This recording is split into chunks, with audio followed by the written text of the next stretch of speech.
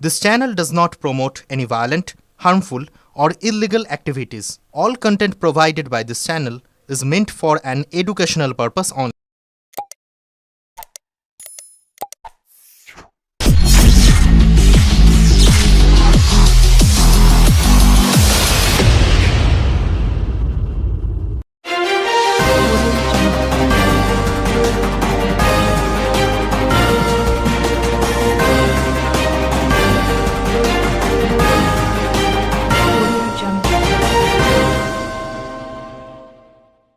SIR এর অতিরিক্ত তালিকা প্রকাশ নিয়ে টালবাহানার পর অবশেষে গতকালের মধ্যে রাতে তালিকা প্রকাশ করেছে কমিশন। আজ এখনো পর্যন্ত সেই তালিকা বুথ বা প্রশাসনিক দপ্তরে টাঙানো হলো না।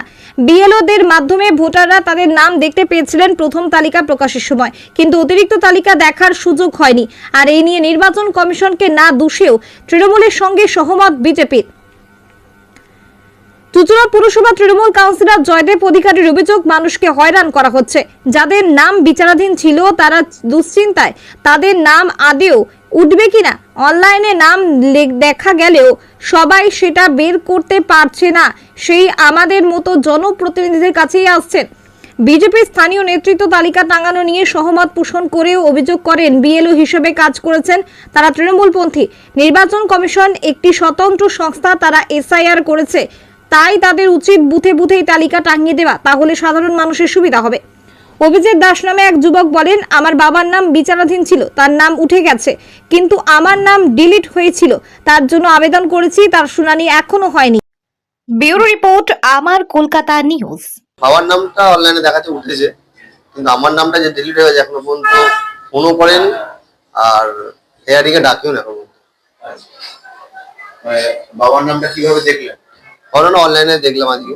লিস্ট তো টাঙায় না, এখনো পর্যন্ত লিস্ট টাঙায়। অনলাইনে দেখেছেন? হ্যাঁ, নাম আছে। নাম আছে। দেখুন, প্রথম সমস্যা তো একটা এসআর এর মানুষের ফর্ম জমা দেওয়া নিয়ে, তারপর এসআর এর লিস্ট 2002 সালের লিস্ট খোঁজা নিয়ে একটা মানুষ ব্যতিব্যস্ত হয়েছিল।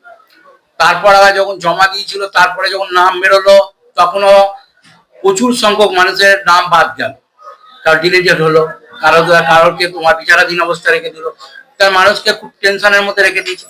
তারপর শুক্রবার দিন লিস্ট বেরোবার কথা ছিল, সেটাও বেরোলো না। গতকাল বেরোবার কথা ছিল, সেটাও বার করলো মাঝরাতে। মানুষকে একটা টেনশনের মধ্যে রেখে দিচ্ছে যে মানুষটা যার নাম নেই বা বিচারাধীন অবস্থা রয়েছে, সে তার ভেতরে কি অবস্থা হচ্ছে সেটা হয়তো নির্বাচন কমিশন হয়তো বুঝতে পারছে না, না বোঝার ভান করে হয়তো বসে আছে যে বেঙ্গলের মানুষকে বিশেষ করে কিভাবে কষ্ট দিতে হয়, কিভাবে ওনারা পলিটিক্যাল ভাবে এখানকার সরকারকে টাইট দিতে গিয়ে সাধারণ মানুষকে যে ভোগান্তির মধ্যে ফেলছে, এর প্রতিফলন কিন্তু খুব খারাপ হবে। বুথে বুথে যে লিস্ট টাঙানোর কথা ছিল সেটা তো হয়নি। না, বুথে বুথেও আজকে সকাল থেকে লাইন পড়ে গেছে বুথে বুথে ইয়ে রাখার জন্য। দেখা যাচ্ছে সেখানে বিএলওদের ফোন করলে অনেকে সুইচ অফ করে রেখে দিয়েছে। আবার বিএলওদের বাড়িতে গেলে তারা বলছে আমাদের কাছে লিস্ট আসেনি, লিঙ্ক দিয়েছে, লিঙ্ক আমরা দিতে পারি। দেখুন, সবাই তো লিঙ্ক জানে না, সকলে তো স্মার্টফোন নেই, হ্যাঁ, অনলাইনে খুঁজতে পারে না। সেই জন্য তারা তো বিশেষ করে আসছে। যাদের বাড়িতে বয়স্ক আছে, তাদের ছেলেপুলে বাইরে থাকে, তারাও একটা সমস্যা করছে। আপনাদের কাছে আসছে আমাদের কাছে সকাল থেকে, পার্টি অফিস খোলা মাত্রই ভিড় হয়ে গেছে। হ্যাঁ, লিস্ট পেয়ে যাবে। সবাইকে তো আমরা সেই অনলাইনে খুঁজে ভোটার কার্ড দেখে মেরে যতটা পাচ্ছি আমরা পরিষেবা দেওয়ার চেষ্টা করছি। তবে কত নাম রইলো, কত বাদ গেল কি জানা গেছে?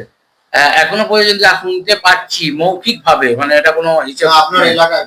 আমার এলাকায় এখনো পর্যন্ত যা শুনতে পাচ্ছি যে প্রায় 100 মতো নাম বাদ ছিল, বিচারাধীন অবস্থায় ছিল।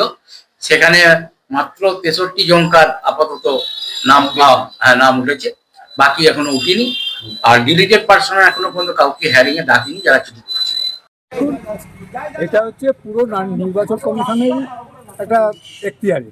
সুতরাং আমরা হচ্ছে একটা পলিটিক্যাল, সুতরাং আমরা এ সম্বন্ধে নির্বাচন কমিশন কি করেছে না করেছে সেটা নির্বাচন কমিশনের ব্যাপার, কিন্তু আমাদের তরফ থেকে আমরা এটা বলছি যে প্রত্যেকটি বুথে, প্রত্যেকটি জায়গায় এইগুলো যদি লিস্ট হিসেবে টাঙিয়ে দেয়, কোনটা ডিলিট, কোনটা ডিলিটেড নয়, হ্যাঁ, সেটা মানুষের পক্ষে সুবিধা হয়। আশা করি এটা করে দেবে।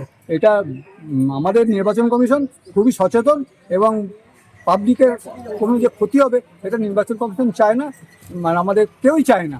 আমরাও চাই না, তাই আশা করি এটা পেয়ে যাবে। রাতের অন্ধকারে লিস্ট বেরোলো, সাধারণ মানুষ জানতে পারলো না, বুথেও টাঙানো হলো না। না না, রাতের অন্ধকারে ব্যাপার না, ওটা যে কালকে বেরোবে কিন্তু সবাই জানেন। এইগুলো হচ্ছে একটা ন্যারেটিভ সেট করা।